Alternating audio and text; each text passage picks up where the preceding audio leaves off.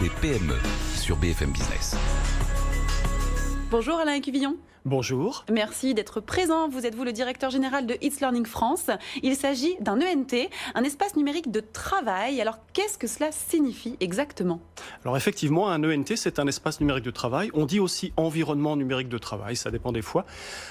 C'est une plateforme logicielle qui a vocation à fédérer les outils numériques que l'on va trouver dans les établissements scolaires, fédérés de manière sécurisée en un seul portail, et des outils numériques qui peuvent être aussi bien des ressources pédagogiques, des outils de vie scolaire, les notes, les absences que les parents aiment bien regarder à domicile, mais aussi des outils collaboratifs comme la messagerie, le forum ou autres outils de ce type.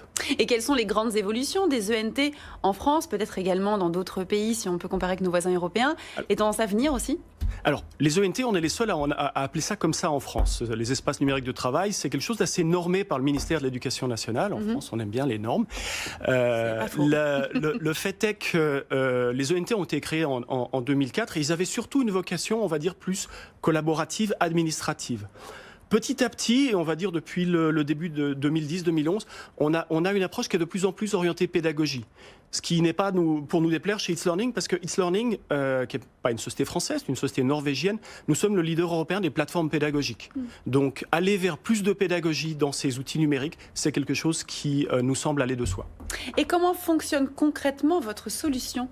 Alors notre solution, elle est, j'allais dire qu'elle est protéiforme, elle permet de faire beaucoup de choses, mais les points majeurs, c'est d'abord une solution qui permet aux établissements de communiquer vers les parents d'élèves, mais aussi vers leur collectivité de rattachement, qui permet aux enseignants de mettre leurs cours en ligne, de manière à ce que les élèves puissent y accéder aussi bien à l'école que chez eux, de pouvoir accéder à des exercices en ligne, à des devoirs en ligne, tout ça lié à des curriculums de compétences, à des notions d'évaluation qui sont très importantes dans l'éducation française.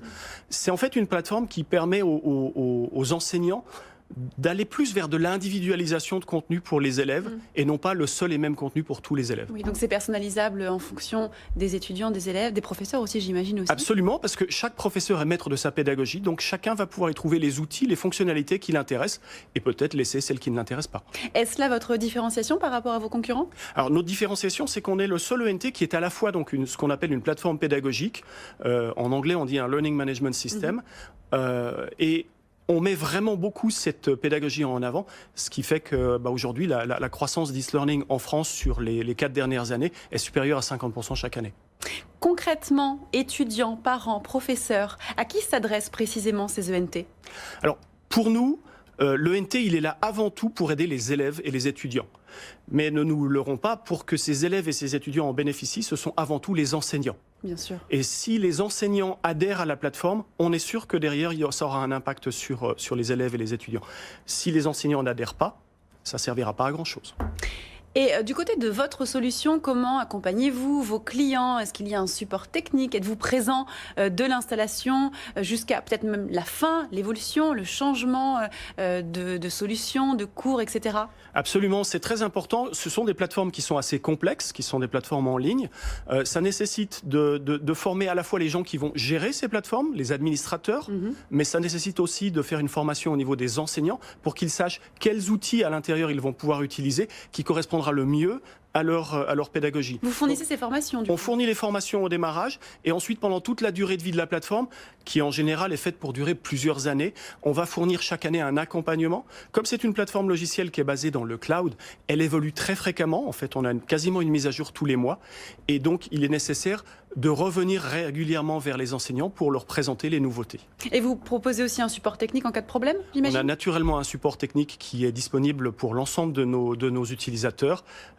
On va faire en sorte qu'il y ait le moins de problèmes possible, mais il y en a toujours. C'est le propre d'une solution numérique. Très bien.